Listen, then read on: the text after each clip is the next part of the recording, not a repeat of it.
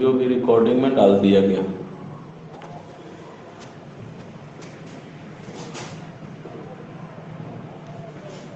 Class start करते हैं सब लोग। कुछ रेंज हम लोग बनाए थे, कुछ और छूट रहा है, उसको हम लोग देखते हैं। ठीक है, खत्म करते हैं आज क्लास हम लोग रेंज का। जो भी एक दो क्वेश्चन नहीं बने देखिए बनाकर उसको। ठीक है, 43 नंबर क्वेश्चन बना रहे हैं हम लोग। बाकी उसके पहले जितना भी क्वेश्चन है सब हम लोग बना चुके हैं। ठीक है, π/4 cos स्क्वायर एक्स के बारे में बोल दिया है कि -∞ से इन्फिनिटी रखना है। ठीक है, नहीं भी बोलता तो भी उतना ही रखते हम लोग। cos स्क्वायर एक्स है तो इस फंक्शन का डोमेन क्या होगा? -∞ से इन्फिनिटी। एक्स का कुछ भी वैल्यू यहां रख सकते हैं। तो पहला तो नियम ये है कि हम इसको क्या करें, x को y के टर्म में चेंज करें। कैसे चेंज करेंगे देखिए, कठिन तो होगा बनाना थोड़ा। y मानेंगे तो सेक को उधर ले जाएंगे तो सेक इनवर्स y हो जाएगा, है ना। सेक इनवर्स y π/4 डिवाइड होगा इधर तो 4/π हो जाएगा। cos स्क्वायर है तो ये स्क्वायर इधर जाएगा तो रूट बन जाएगा। ठीक है, और ऐसा बन जाएगा देखिए, cos square root under 4/π sec inverse y। ठीक है, ऐसा बनेगा। और फिर ये हो जाएगा x is equal to cos, उधर जाएगा तो कॉस इनवर्स हो जाएगा, ऐसा। ठीक है, ऐसा बनेगा। और फिर इसके लिए हमको निकालना पड़ेगा क्या, सेक स्क्वायर y। अंदर वाला जो पार्ट है उसको ग्रेटर देन इक्वल टू क्या करना पड़ेगा, 0। और ये टोटल जो फंक्शन है इसको -1 से 1, तो -1 तो ये हो नहीं सकता, 0 से 1 रखेंगे, बहुत ज्यादा कैलकुलेशन होगा। और फिर हम वैल्यू निकालेंगे किसका, y का। ठीक है, तो जहां भी आपको टर्म दिखे कन्वर्ट करके नहीं बना सकते, वहां पर आपको हम बोले हैं कि ऐसा देखिए, कोई एक फंक्शन को पकड़िए, है ना, किसी एक फंक्शन जिसका रेंज आप जान रहे हैं। तो किसका हम लोग रेंज जान रहे हैं, देखिए तो इसका अंदर वाले का जान रहे हैं हम लोग। क्या जान रहे हैं, कहां से कहां, cos स्क्वायर एक्स का रेंज हम लोग जान रहे हैं 0 से कहां तक, 1 तक। क्योंकि cos का रेंज कहां जानते हैं, cos x का रेंज हमको पता है, कहां से कहां, -1 तक। तो जब इसका स्क्वायर कर देंगे, है ना, जब इसका हम स्क्वायर कर देंगे तो मिनिमम -1 नहीं, कहां जाएगा, 0 आ जाएगा। रिकॉर्डिंग ऑन है सर? हाँ ऑन है रिकॉर्डिंग, रिकॉर्डिंग में लगा दिए हैं।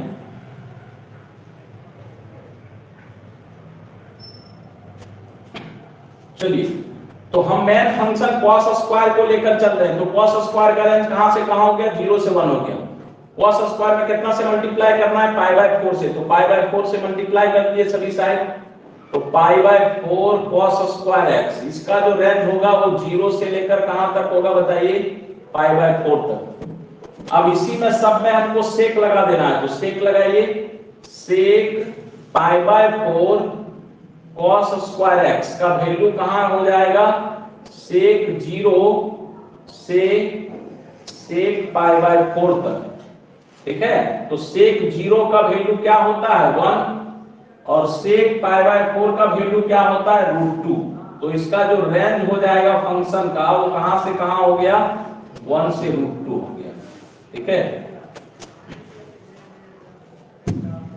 अगला क्वेश्चन, बहुत ज्यादा इधर छोड़ दिया गया, चलिए इसको ऐसे कर देते हैं, बनाते हैं अगला क्वेश्चन। ठीक है, अगला है मेरा 34, fx is equal to cos inverse under root log mod x/x, और यहां पर दिया हुआ है ग्रेटेस्ट इंटीजर x।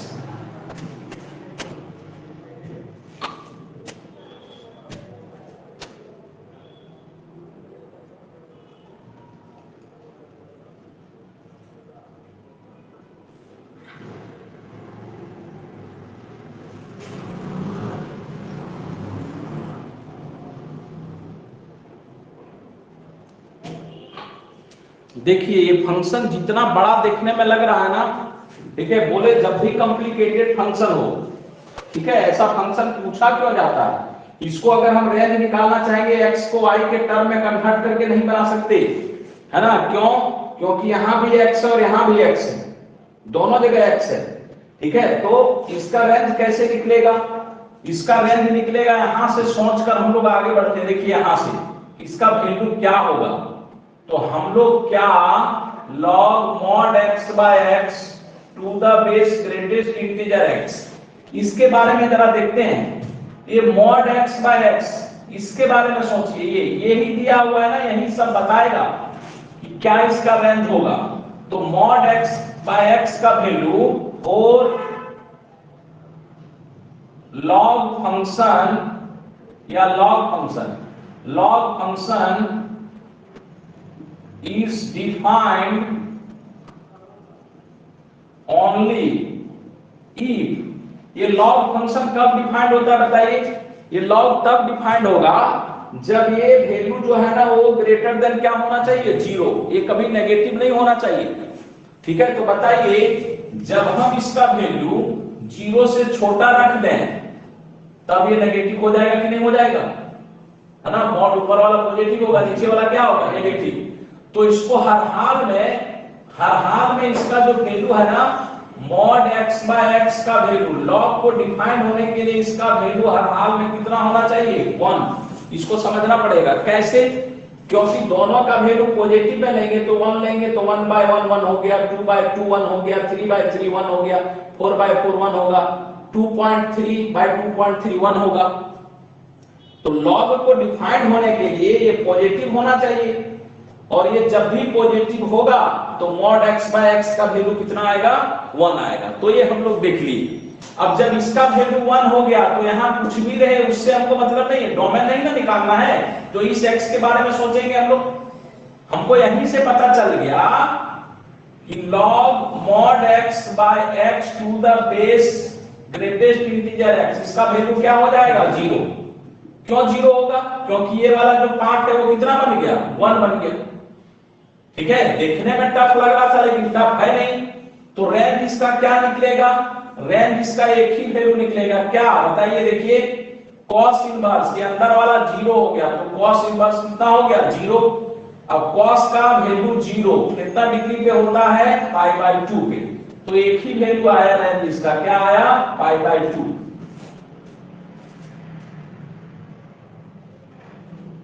फिर से देख लीजिए क्या कह रहा है क्वेश्चन।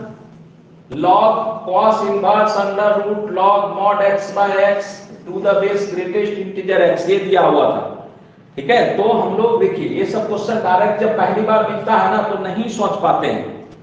जब आपको रेंज का क्वेश्चन कुछ ऐसा चैप्टर है जो पहली बार आएगा तो नहीं सोच पाते हैं, या किन्हीं का दिमाग लग गया, बढ़िया बात है।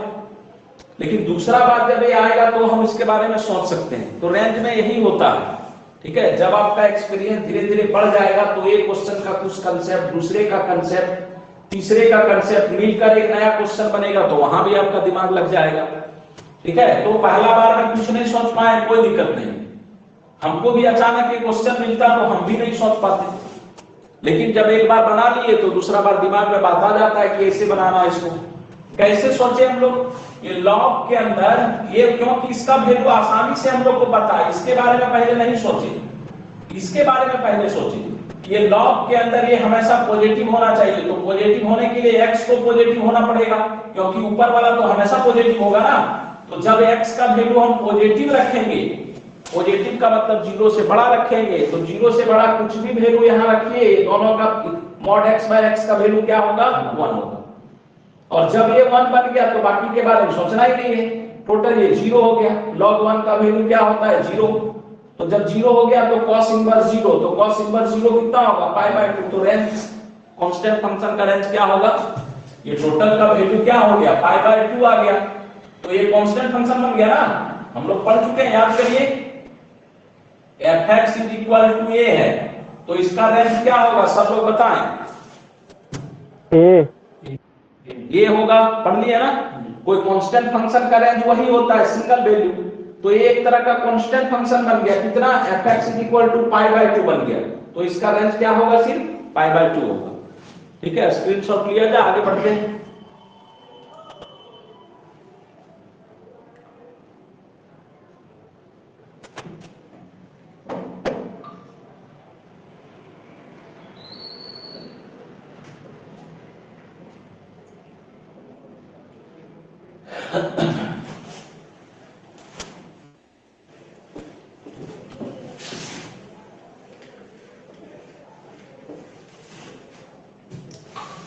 चलिए 35 नंबर क्वेश्चन सिमिलर हम लोग बना चुके हैं, जब आपको एग्जाम्पल बता रहे थे, ठीक है, तब हम लोग देखे थे इसको।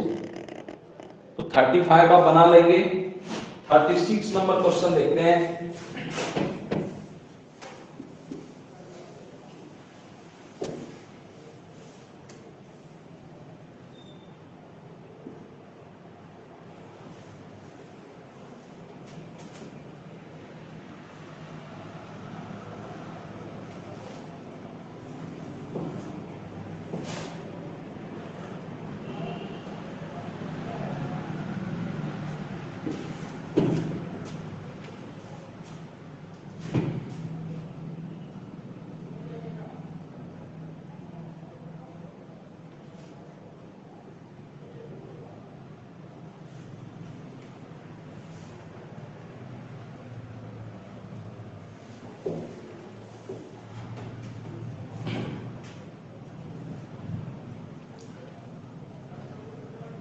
चलिए इसका रेंज निकालना है हमको, fractional part of x.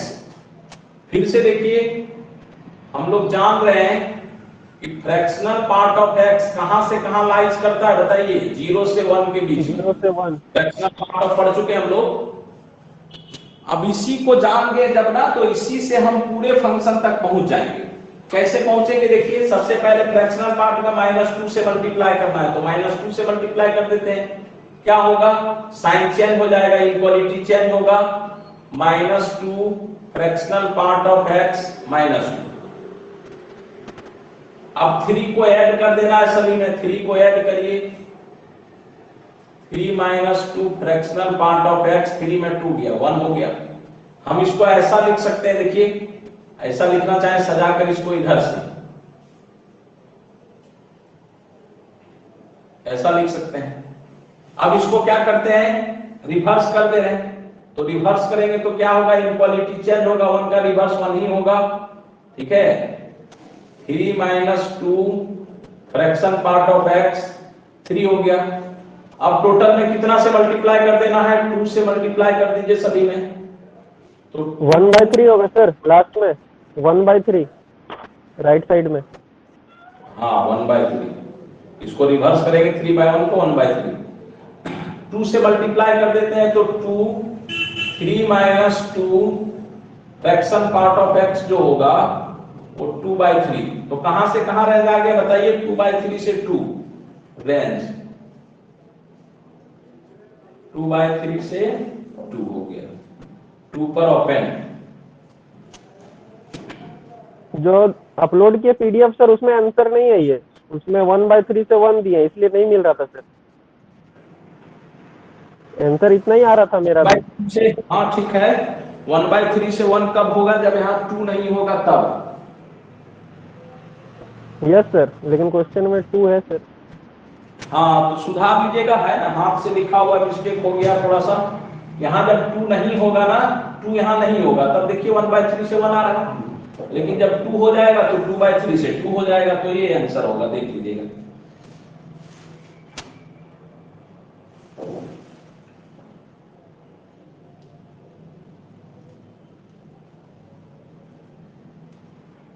Thirty 36 number में सुधार लीजिएगा सब लोग, आंसर ये होगा, अगर आंसर मिलाना चाहते हैं तो यहाँ पर 1 आप लिखिए, अगर यहाँ 1 लिखते हैं तब इधर आगे आपको बनाने का जरूरत नहीं है, यही हो जाएगा रेंज इसका, 1/3 से 1। ठीक है, कोई दिक्कत नहीं।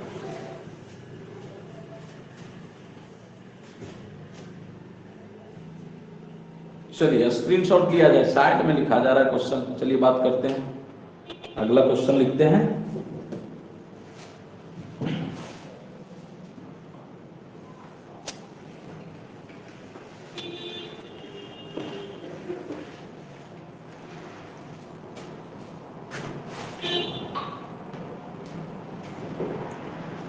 अब आगे बढ़ते हैं।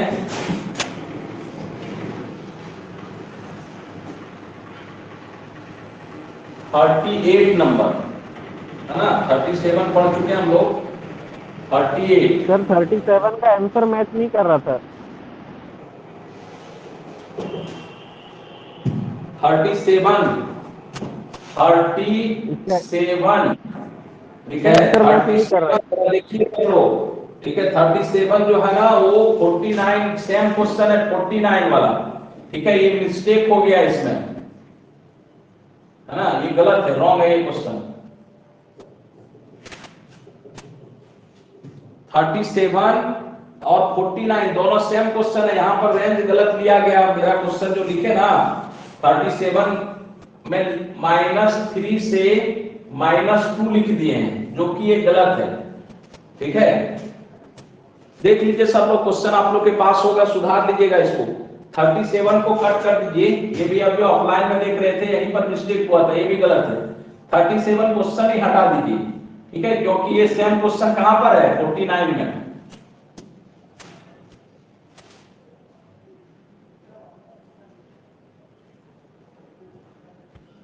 Okay sir. ठीक है, यहाँ गलत से रेंज हम लोग ये वाला लिख दिए, तो ये नहीं होगा। इसमें होगा आपको 1 से 3 तक, यहाँ 1 से 3 होगा, तब आपका आंसर वो आ जाएगा। चलिए आगे बढ़ते हैं। इसको कल हम देख लिए थे इस टाइप का क्वेश्चन को।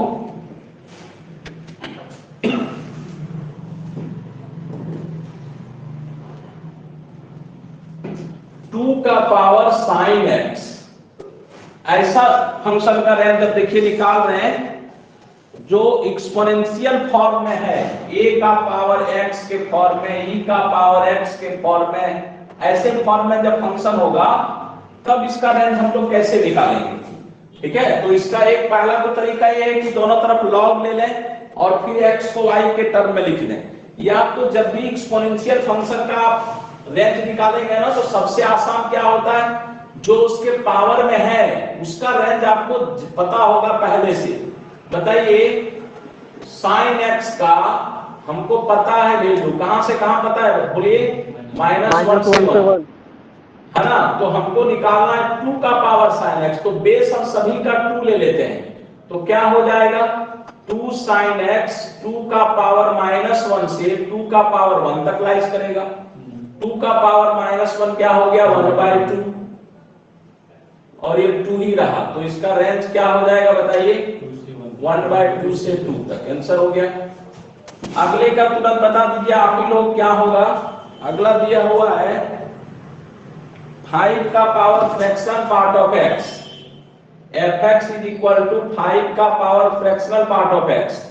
तो फ्रैक्शनल पार्ट ऑफ x का हमको पता है रेंज कहां से कहां होता है, 0 से 1, अभी बताए 1 पर क्लोज होता है, 1 के इक्वल नहीं। तो बेस अपनी 5 लेते हैं, तो क्या होगा, 5 का पावर फ्रैक्शनल पार्ट, 5 का पावर 0 और 5 का पावर 1, तो इसका वैल्यू क्या होगा 1 और इसका वैल्यू क्या हो गया 5। तो रेंज कहां से कहां हो जाएगा, 1 से 5। इसी तरह का एक क्वेश्चन और है, उसको बना लेते हैं। सर 5 पे क्लोज नहीं होगा ना सर, 5 पे क्लोज तो नहीं होगा? नहीं होगा, क्लोज नहीं होगा, यहाँ क्लोज नहीं है ना, नहीं होगा। सर आंसर में 5 में क्लोज है सर।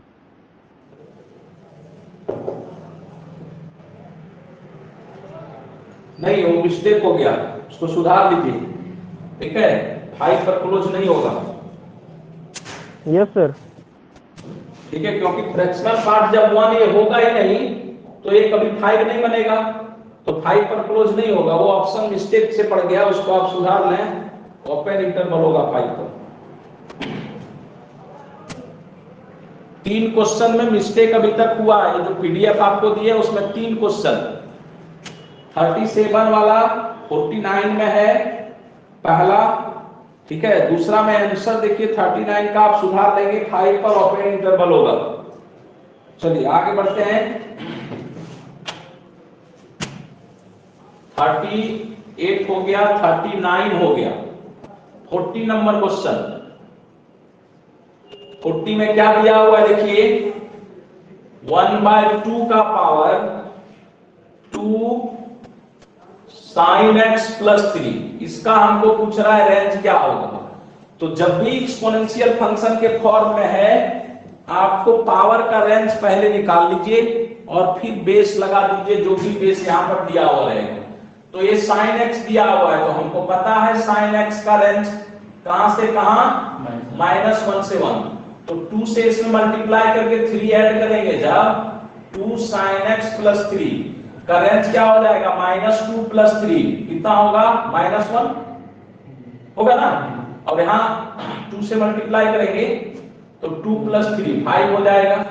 अब बेस 1/2 लगा दीजिए, क्या हो जाएगा, 1/2 का पावर -1 और 1/2 का पावर कितना, 5। तो ये कितना बन जाएगा बताइए, 1/2 का पावर -1, तो ये रिवर्स क्या बनेगा, आगे माइनस होगा सर कि +1 होगा? कहां पर, फर्स्ट में सर -1 होगा कि +1 बन जाएगा? वो प्लस हो जाएगा ना, यस सर। प्लस होगा, 2 से मल्टीप्लाई करेंगे -2 + 3 1 बन जाएगा, तो 1 हो गया। तो बताइए इसका रेंज कहां से कहां आ गया, 1/2 से 1/32 तक।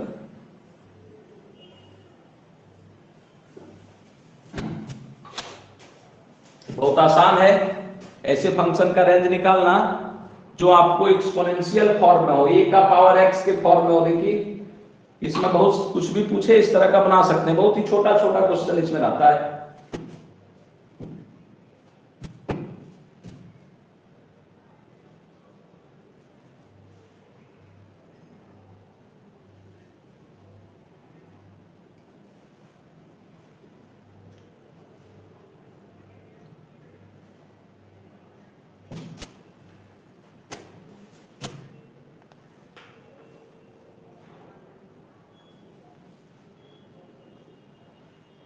चलिए सब लोग स्क्रीनशॉट लिया जाए।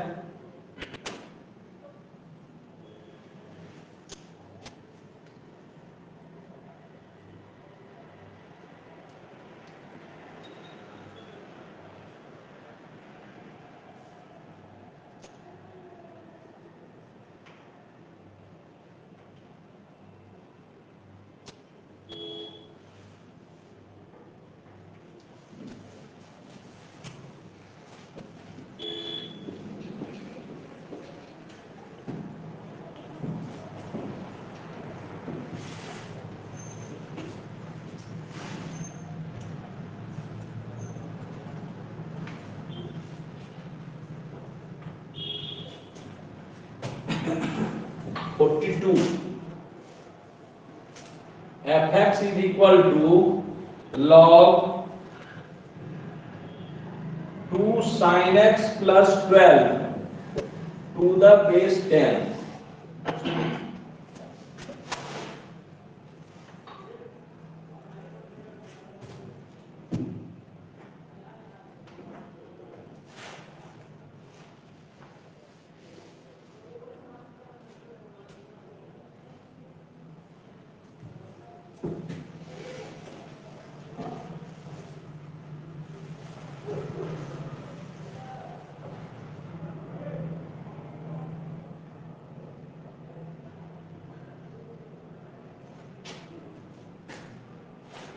चलिए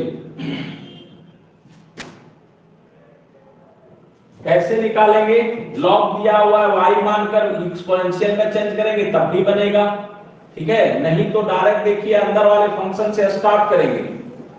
sin x का रेंज कहां से कहां जान रहे हैं, -1 से 1, 2 से मल्टीप्लाई करेंगे और 12 ऐड कर देंगे, तो 2 sin x + 12 कहां से कहां होगा, 2 से मल्टीप्लाई किए -2 + 12 ये हो जाएगा 10 से 14 हो जाएगा। अब दोनों तरफ log टू द बेस 10 सभी तरफ ले लेना है, तो log बेस 10 लगा दिए सभी में, 2 sin x + 12 log 10, और यहां पर पहले से 10 था, log 14 टू द बेस 10, ठीक है। तो इसका वैल्यू क्या हो जाएगा, सेम रहता है तो वैल्यू 1 होता है, और इसका वैल्यू इसी तरह से रह जाएगा। तो रेंज पता नहीं इसका वैल्यू क्या होगा, तो एग्जैक्ट इसी तरह से 1 से log 14 टू द बेस 10, ये हो गया रेंज इसका।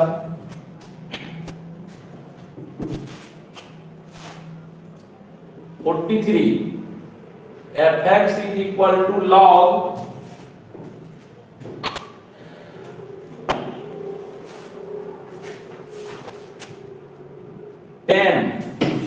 log x square plus 1 to the base 10। चलिए इसका बनाते हैं। सेम ही इसी तरह से इसका भी अप्रोच होगा। x स्क्वायर से शुरू करेंगे हम लोग यहां से। तो x स्क्वायर का कहां से कहां होता है वैल्यू 0 से लेकर इंफिनिटी तक, ये तो जान रहे हो ना। तो x स्क्वायर प्लस 1 कहां से कहां होगा, सभी तरफ 1 ऐड करेंगे तो ये तो 1 हो जाएगा और इंफिनिटी में 1 ऐड करेंगे इनफिनिटी रहेगा। log बेस 10 सभी तरफ ले लीजिए, तो log बेस 10 इधर भी लिए, log बेस 10 लगा दिए और log बेस 10 लगा दिए।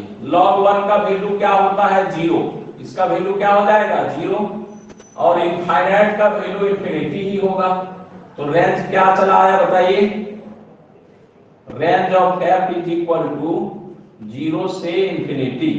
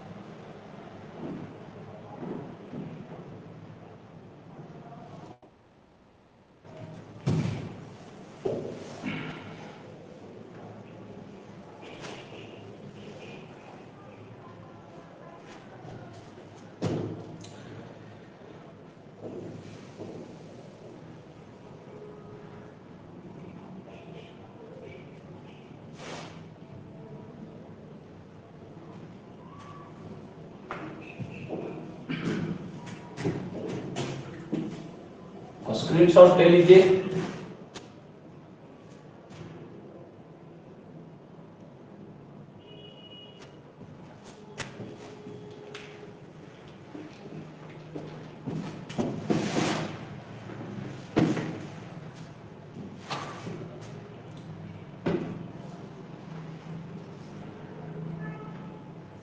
फोर्टी 45, 46 सिमिलर क्वेश्चन है, बनाकर आप लोग देखें। ठीक है, नहीं बने कल लास्ट में जो भी एक दो क्वेश्चन नहीं बने पूछ लीजिएगा, क्योंकि कल हम लोग फिर से नया स्टार्ट करेंगे, आगे बढ़ जाएंगे हम लोग रैंक से, मैपिंग पढ़ेंगे कल से हम लोग। तो जो एक दो क्वेश्चन नहीं बने पूछ लीजिएगा। 44, 45, 46 लॉग के अंदर है, सभी का रेंज जा रहे हैं, उसका निकाल लीजिए, फिर log 3 log 5 लगा दीजिए। x square by x square plus 1 का जान रहे हैं, सभी में cos इनवर्स लगा दीजिए, सिमिलर है सब। ठीक है, देखिएगा बनाकर, नहीं बने फिर पूछ लेना है। कोई क्वेश्चन अगर नहीं बने आपसे देखिए 47 number, fx is equal to greatest integer 1 plus cos square x। ठीक है, इसका हमको रेंज पूछा।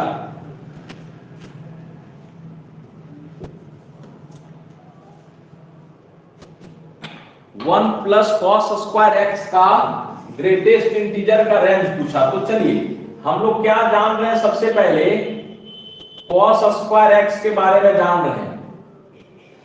कॉस स्क्वायर एक्स जो होगा, ठीक है, देखा जाए ग्रेटेस्ट इंटीजर है ना, इसका जो आंसर आएगा, हम इसको इस तरह से नहीं बना सकते, हम इसको ऐसा नहीं बना सकते कि कॉस स्क्वायर का 0 से लिखेंगे कहां तक 1 तक, 1 सभी जोड़ दें और फिर ग्रेटेस्ट इंटीजर ले लें।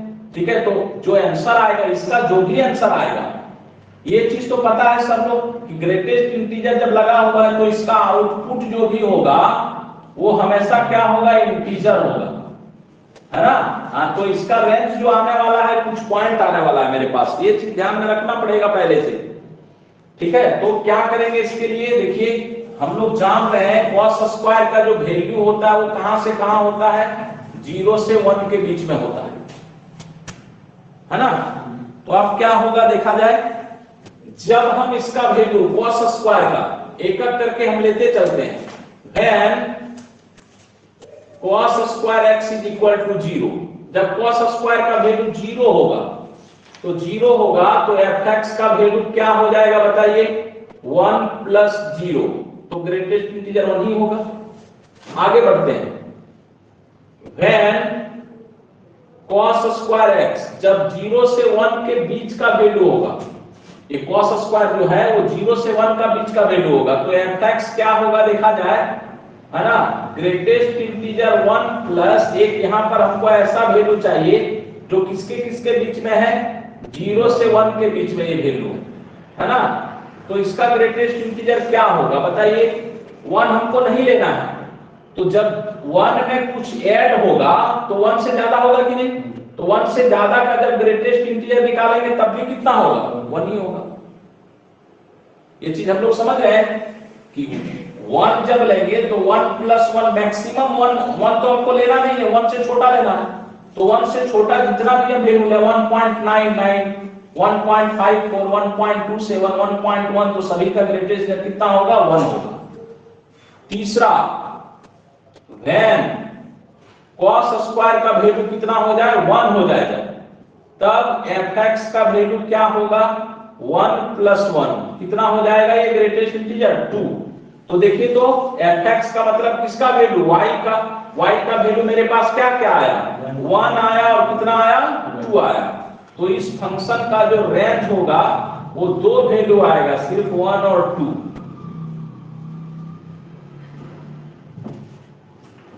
1 प्लस cos स्क्वायर x है, तो cos स्क्वायर का वैल्यू 0 से 1 के बीच में होता है, तो जब 0 लेंगे तब टोटल का वैल्यू कितना आया, 1, जब 0 से 1 लेंगे तब टोटल का वैल्यू कितना आया, 1, और जब 1 लेंगे तब टोटल का वैल्यू आया 2। तो रेंज में क्या आया बताइए, 1 1 2, यानी कि 1 और 2 आया, तो दो ही पॉइंट रेंज में आएगा।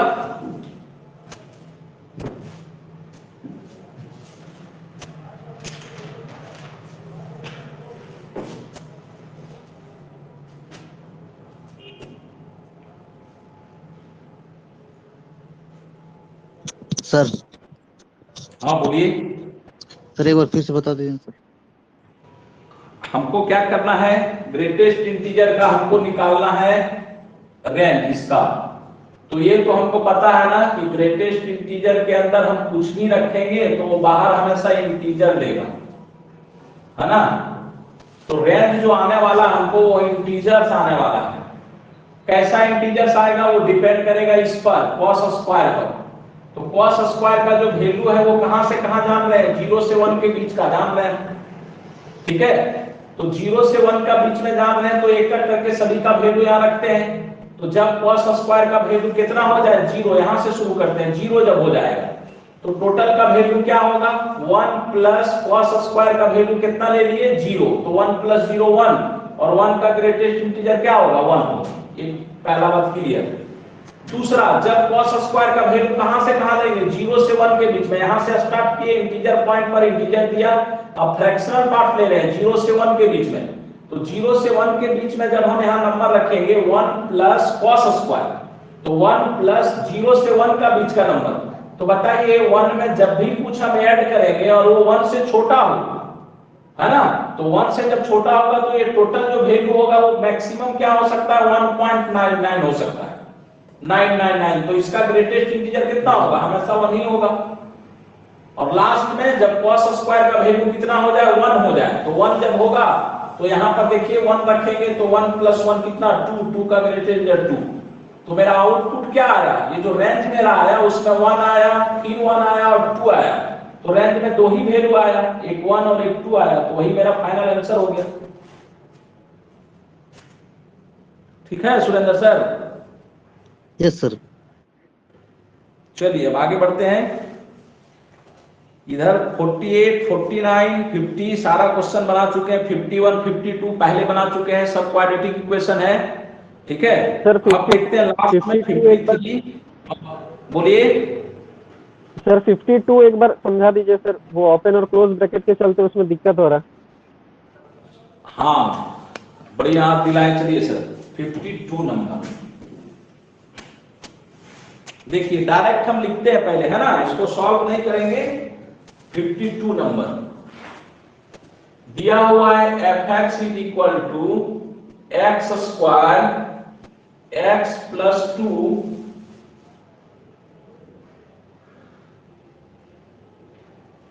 एक्स स्क्वायर एक्स प्लस 1, ऐसा आ गया। अब जिस तरह से हम लोग 51 क्लास में बनाए थे उसी तरह से 52 भी बनाइए। सभी तरीके से y मानेंगे, इसको y मान लेंगे इधर, और जो भी फंक्शन आएगा फिर हम d को ग्रेटर देन इक्वल टू 0 करेंगे तो y का वैल्यू आपको a चला आ रहा है ना, y का वैल्यू a चला रहा है। तो आंसर हम रेंज में लिखेंगे, इसका आंसर में हम इसका रेंज जो लिखेंगे वो क्या लिखेंगे, रेंज हम लिखेंगे इसका 1 से 7 बाय 3 ऐसा। लेकिन देखिए ऑप्शन में दोनों दिया हुआ है, 1 पर ओपन भी दिया हुआ है और 1 पर क्लोज भी दिया हुआ है, ठीक है। तो जब ऐसा ऑप्शन दे, देखिए रेंज में सबसे दिक्कत यहीं पर होता है, रेंज में सबसे दिक्कत यहीं पर होता है। तब दिक्कत होगा जब ये बाउंड्री पॉइंट हमको लेना है कि नहीं लेना है, ये जब सोचना पड़ जाता है, ठीक है। तो 1 को क्यों नहीं लिया गया, इसलिए नहीं लिया गया y नॉट इक्वल टू 1। क्यों नहीं लिया गया, देखते हैं। y को 1 हम रख देंगे, अगर यहां y को 1 रख दिए तब क्या होगा, 1 is equal to x square x plus 2 और x square x plus 1, cross multiply करिए, x square x plus 1 is equal to x square x plus 2, x square से एक्स स्क्वायर कैंसल, एक्स से एक्स कैंसल, तो 1 बराबर क्या आ गया 2। क्या ये पॉसिबल है, नहीं पॉसिबल है। 1 इज इक्वल टू 2 पॉसिबल नहीं है। ये किस कारण से आया, जब हम y का वैल्यू कितना रख दिए 1, तो ये जो फंक्शन है ना इसका वैल्यू कभी भी 1 नहीं होगा, इसीलिए 1 पर हम क्या लगाना पड़ेगा, हमको ओपन लगाना पड़ेगा। तो रेंज मेरा हो जाएगा 1 से 7 बाय 3। अब कहिएगा ये हम पता कैसे लगाएंगे, तो यहां पर कंफ्यूजन आपको होगा ही होगा। इसका नियम क्या है, ठीक है, ये हम बता दें। इसका नियम क्या है, देखिए साहिब सर जो बनाए हैं आपको पूछे हैं, तो इसका नियम ये है ना कि ये जब इसको क्वाड्रेटिक इक्वेशन आप बनाते हैं तो क्वाड्रेटिक इक्वेशन कुछ ऐसा बनता है। क्वाड्रेटिक इक्वेशन इसका जब बनाते हैं हम लोग तो कुछ क्वाड्रेटिक इक्वेशन ऐसा बनता है, यहाँ कुछ होता है y का term x square into x, और फिर यहाँ पर अब बताइए साहिब सर आप जो बनाए थे क्वाड्रेटिक इक्वेशन उसमें इसका और इसका कोएफिशिएंट क्या आया था, बताइए। y माइनस 1 एक्स स्क्वायर, यहाँ पर आया था y माइनस 1 और यहाँ भी शायद y माइनस 1 आएगा, y माइनस 1, यस सर, और लास्ट में y माइनस 2। हाँ तो इसका हाँ बाद वाला जो भी आएगा उससे दिक्कत नहीं। तो सब लोग जरा समझिए कि जब भी क्वाड्रेटिक बाय क्वाड्रेटिक रहेगा, इसको ओपन और क्लोज का ये जो दिक्कत है वो सॉल्व नहीं हो सकता। तो इसका एक ट्रिक है, क्या ट्रिक है कि जब भी क्वाड्रेटिक बाय क्वाड्रेटिक हो और उसको y मानकर आप x में क्वाड्रेटिक बना रहे हैं, और अगर एक्स स्क्वायर और एक्स का कोएफिशिएंट दोनों सेम आ गया, दोनों इक्वल आ गया, तब उस वैल्यू को हमको क्या करना है, नहीं लेना है, y इज इक्वल टू 1 को नहीं लेना है, ठीक है। और ये क्वेश्चन IIT में पूछा जाता है, ये TGT के लिए इंपॉर्टेंट नहीं है। अगर TGT में ये पूछ दिया ना तो 99.99% स्टूडेंट से गलत होगा ही होगा, ठीक है। तो इस चीज का ध्यान दें। एक ही चीज हम बता रहे हैं इसमें, जब क्वाड्रेटिक बाय क्वाड्रेटिक हो और जब इसका आप क्या बनाएंगे, देखिए ये सब क्वेश्चन जब पूछता है ना तो हर हाल में वो आपसे मिस्टेक करवाना ही चाहता है, और बहुत इंपॉर्टेंट क्वेश्चन है ये। क्वेश्चन पूछता है ना तो बोले ना 99.99 से मिस्टेक होगा ही होगा, और वहां दोनों ऑप्शन देगा आपको। ऐसा नहीं कि एक ऑप्शन दिया तो गलत होना ही होना है। मान लीजिए ऑप्शन ऐसा दे दिया, एक में आपको ऑप्शन दिया 1 से 7 बाय 3 और एक बी में ऑप्शन दिया नन, तब हर हाल में मिस्टेक होगा ही होगा अगर ध्यान नहीं दिए। तब आपका आंसर आएगा, देखिए यहाँ क्लोज इसको लगा देंगे, लेकिन यहाँ पर क्लोज नहीं क्या होगा, ओपन होगा। तो हर हाल में मिस्टेक होना ही होना है।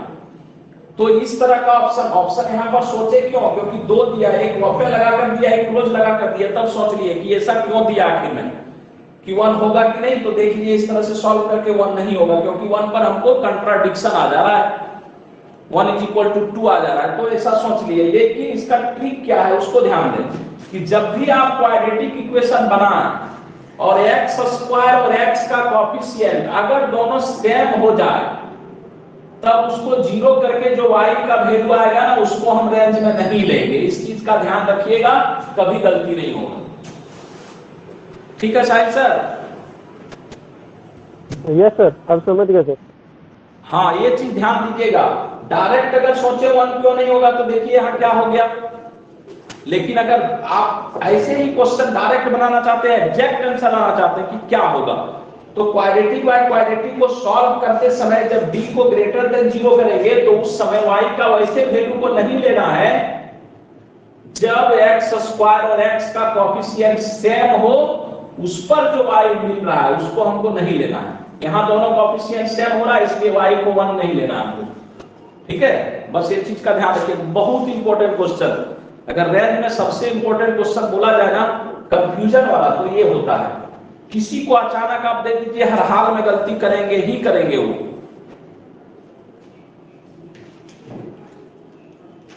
चलिए सब लोग आगे बढ़ते हैं। तो ये हो गया क्लियर। अब 2 क्वेश्चन बचा हुआ है लास्ट में, उसको देख लेते हैं। स्क्रीनशॉट इसका लिया जाए।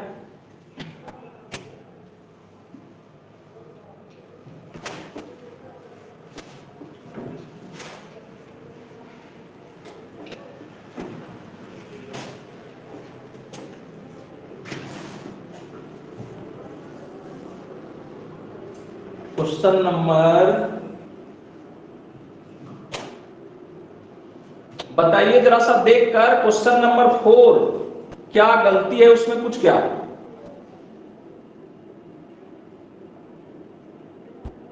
नहीं सर, 4 तो बन गया है, 4 तो ठीक है। हाँ, कोई मैम हमको व्हाट्सएप में भेजे थे, रिया मैम शायद, वो देख लीजिएगा। ठीक है, हम आपको फिर से व्हाट्सएप में कांटेक्ट करते हैं। 4 नंबर क्वेश्चन मेरे विचार से सही लग रहा है, देख लेंगे फिर भी। सर 1 से इनफाइनाइट आया था। 1 से नहीं, इधर -1 को इधर लाएंगे तो +1 हो जाएगा ना, तो y +1 greater than equal to 0 करेंगे तो -1 ना हो जाएगा वो।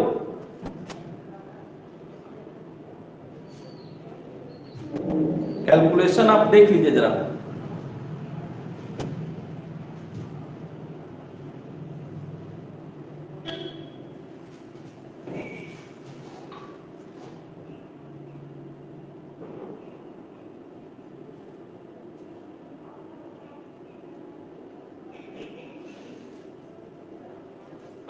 हम लोग अभी बात कर चुके थे कि कोई भी फंक्शन अगर क्या हो, इंक्रीजिंग हो या तो क्या हो, डिक्रीजिंग हो, है ना, किसी इंटरवल में अगर x का वैल्यू आपको कहां से कहां बोल दिया, a से b के बीच में।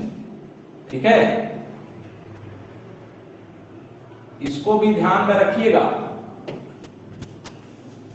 fx क्या हो जाए, इंक्रीजिंग, या तो क्या हो जाए, डिक्रीजिंग। कब होता है इंक्रीजिंग और डिक्रीजिंग? कब होता है, f' ग्रेटर देन 0 हो जाएगा, तब हम बोलेंगे इसको इंक्रीजिंग फंक्शन। और f' लेस देन 0 हो जाएगा, तब उसको कौन सा फंक्शन बोलेंगे, डिक्रीजिंग फंक्शन। ठीक है, तो कहने का मतलब कि कोई फंक्शन अगर इंक्रीज कर रहा हो या डिक्रीज कर रहा हो, किसी x का जो इंटरवल है दिया हुआ है, तब ऐसे फंक्शन का जो रेंज होता है, रेंज वो कहां से कहां होता है बताइए, fa से fb होता है।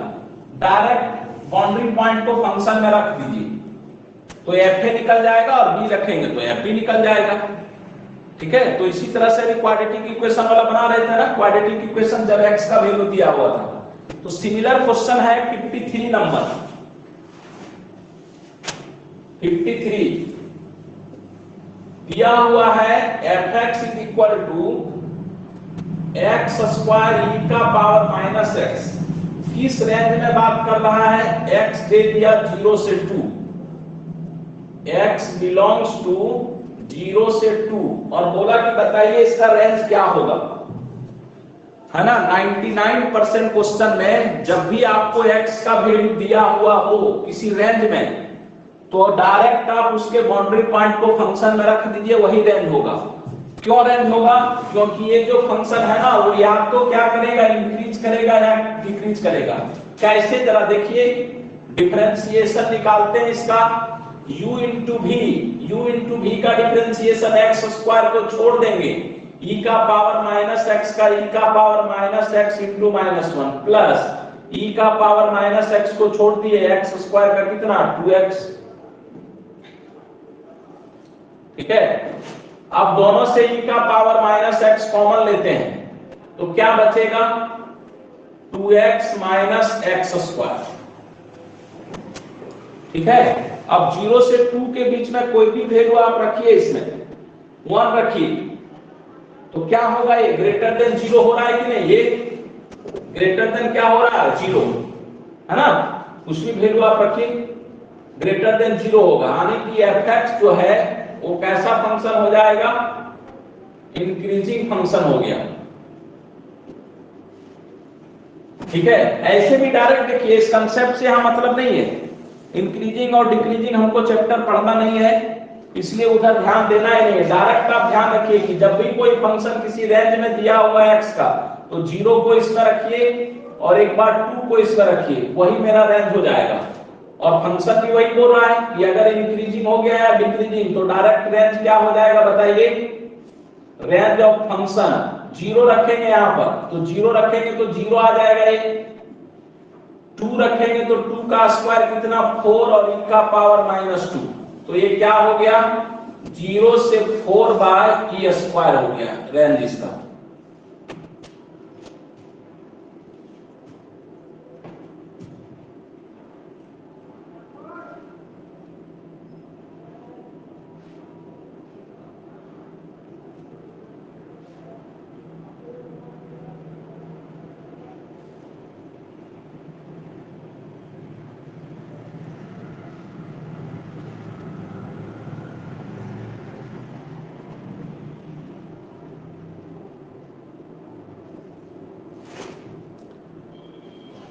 चलिए ठीक है, यहां तक पढ़ लिए।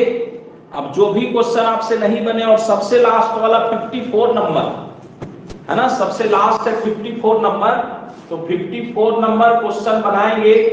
थोड़ा सा आपको 2 कंसेप्ट हम देंगे, पूछ सकता है यहां से रेंज एएम और जीएम, अर्थमेटिक मीन और ज्योमेट्रिक मीन क्या होता है, और इसको पढ़ने के बाद हम एक कंडीशन देखेंगे दोनों में रिलेशन कि एएम जो होता है ना वो हमेशा ग्रेटर देन क्या होता है जीएम। तो इस पर आधारित क्वेश्चन जब पूछेगा तो हम लोग कैसे पता लगाएंगे कि रेंज का क्वेश्चन किससे बनेगा। ठीक है, तो वो सबसे लास्ट वाला जो क्वेश्चन एक हम लोग लिए हैं, संभावना कम है कि एएम और जीएम से रेंज पूछेगा, लेकिन फिर भी हम लोग एक क्वेश्चन ले लिए ताकि ऐसा क्वेश्चन पूछे तो आप तुरंत पहचान में आ जाएगा कि एएम जीएम इसमें लगेगा। कैसे, पहले कंसेप्ट का बात करेंगे एएम जीएम, और एक रिलेशन होता है am greater than GM, next class में देखेंगे। और 54 तक जो भी क्वेश्चन आपसे रेंज का नहीं बना हो कल पूछ लेंगे, फिर हम लोग आगे बढ़ जाएंगे फंक्शन में, मैपिंग में। ठीक है, बहुत ही ज्यादा डोमेन रेंज पढ़ लिए, डोमेन और रेंज में बार बार आपको सिर्फ हाँ क्वाड्रेटिक तो बताए सर, लेकिन क्यूब वाला नहीं बताया सर। क्यूब वाला जैसे x³ + 3x - 2 इस टाइप का सर। इसी से बनेगा वो भी, वो रेंज दिया हुआ है ना आपको साइड में। हाँ सर, हाँ, तो रेंज दिया हुआ है तो डिफरेंशिएशन उसका करेंगे ना, तो हमेशा वो ग्रेटर देन 0 या लेस देन 0 होगा, मतलब इंक्रीजिंग फंक्शन, तो उसका रेंज होगा। यहाँ पर बाउंड्री पॉइंट को रखेंगे फंक्शन में, और ये वाला बाउंड्री पॉइंट को रखेंगे, जो आएगा मैक्सिमम मिनिमम वही डायरेक्ट रेंज होता है उसका। ठीक है सर, है ना। वो क्वेश्चन आपको देखिए कहाँ मिलेगा, वो क्वेश्चन आपको है 26 में है सर, 24 में है। एक मिनट, वो क्वेश्चन आपको 24 में है, ठीक है, उसके बाद 26 में है। तो ये सारा क्वेश्चन जो है ना वो इससे बनेगा, यही नियम से।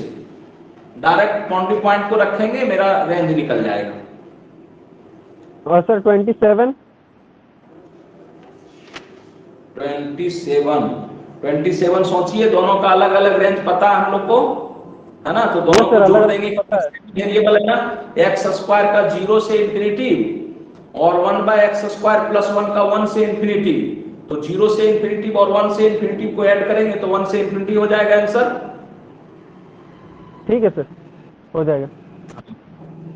बना लीजिए ना, बाकी जो नहीं बने कल पूछिएगा, बाकी सब लोग भी, ठीक है? ये इत्मीनान से क्वेश्चन बनाइए, जो नहीं बने कल फाइनल इसको रेंज को खत्म कीजिए, और इससे ज्यादा क्वेश्चन नहीं बनाना है। सभी बुक का जितना मैक्सिमम क्वेश्चन, जितना मैक्सिमम टाइप हो सकता था आपको हम लिख दिए, इससे ज्यादा नहीं बनाना है टीजीटी के लिए।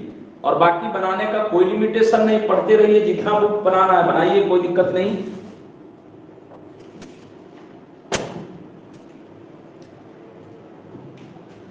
चलिए सब लोग मिलते हैं कल हम लोग।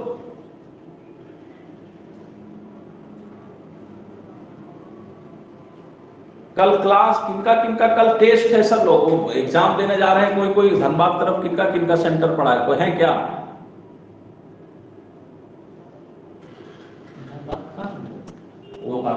बोकारो ना, अच्छा बोकारो रांची। चलिए जिनका भी सेंटर हो, ठीक है।